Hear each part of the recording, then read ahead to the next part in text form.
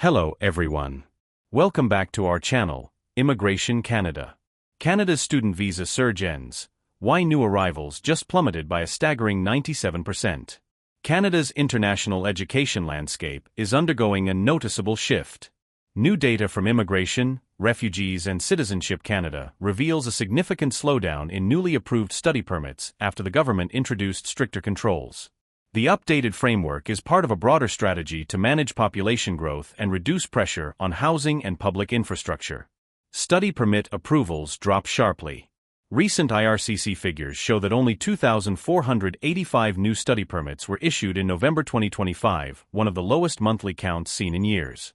This stands in stark contrast to December 2023, when approvals reached a high of 95,320 ahead of the winter academic intake. That comparison has triggered headlines suggesting a 97% collapse in new student arrivals. While the contrast is dramatic, officials caution that month-to-month comparisons can distort the bigger picture. What new student arrivals actually means. IRCC clarifies that its reporting on new student arrivals does not track how many students physically land in Canada. Instead, the metric reflects how many study permits are officially issued in a given month. The count excludes permit extensions, current students already in Canada, and asylum claimants. The purpose of this dataset is to estimate fresh demand on housing, transit, healthcare, and community services, not to measure the entire international student population. Why the decline appears so dramatic. Seasonal cycles play a major role in permit numbers. August and December are traditionally peak approval periods, aligned with fall and winter admission cycles. Comparing a low month like November with a peak intake month like December naturally magnifies the apparent drop. Still, even when seasonal effects are considered, the trend points downward. Between January and November 2025, IRCC issued about 60% fewer new study permits than during the same stretch in 2024, confirming a sustained contraction rather than a one-month anomaly. Policy changes driving the slowdown.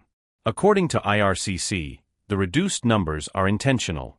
The federal government has rolled out multiple reforms aimed at tightening oversight and limiting temporary resident growth. Major measures include a nationwide cap on study permit applications, mandatory provincial or territorial attestation letters, PAL/TL, for most applicants, increased proof of funds requirements, required verification of letters of acceptance to prevent fraud and misuse. Officials say these steps are designed to protect system integrity while easing strain on public resources. Impact on colleges and universities. The enrollment slowdown carries real financial consequences for many Canadian institutions, especially colleges that depend heavily on international tuition revenue. Reduced first-year intake can affect staffing, program availability, and long-term budgeting. Looking ahead, the study permit cap will continue through 2026, with IRCC projecting up to 408,000 permits issued, including renewals. Notably, beginning January 2026, master's and PhD students at public institutions will no longer need PAL or TL documents, though they will still fall within the overall cap. The bottom line for future applicants. Canada remains open to international students, but entry is now more selective.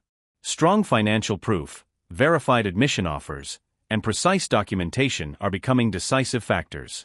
In this more competitive environment, well-prepared applicants stand the best chance of approval under the refined rules. Please like, subscribe, and hit the bell for future videos. Share your thoughts in the comments below. Thanks for watching. See you in the next one. Take care.